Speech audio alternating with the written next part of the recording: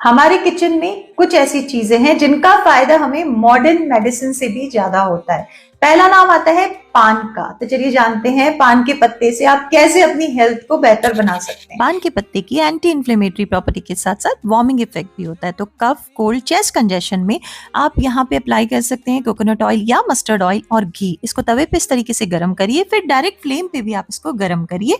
Chest पे apply करिए, 1 से 2 घंटे तक ढक के छोड़ दीजिए। बहुत जल्दी आपको आराम आ जाएगा।